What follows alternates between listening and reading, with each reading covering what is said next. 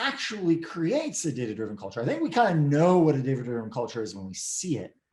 It's one that uses the data assets and the ecosystem that they've built around data analytics really effectively to drive decisions. I'll reference this throughout my talk, but there's a great book by an author named Thomas Tungus called Winning with Data, where he references the idea of you see data in the morning and it changes what you do in the afternoon.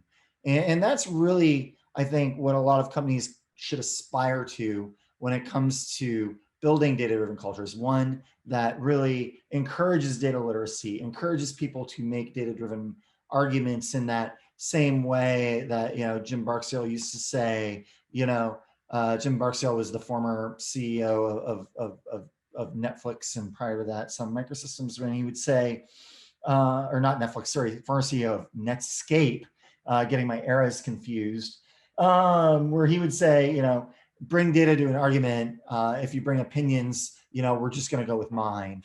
And, as pithy as that is, we want to create cultures where people understand how to ask questions appropriately. We're able to work around problems using the data that we have on hand.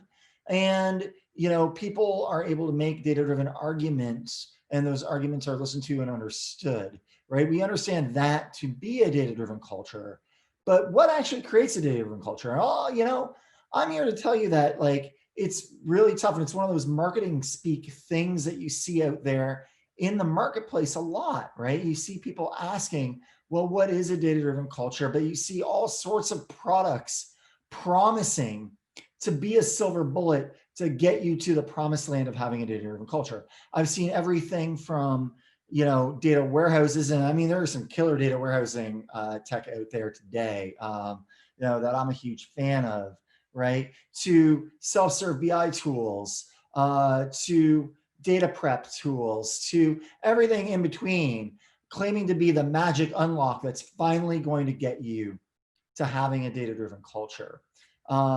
Well, I'm here to tell you, there's not one tool that's going to be that magic unlock. It's a lot of hard work. It's a lot of advocation and a lot of championing the idea of using data appropriately. But how do we take the friction out of that process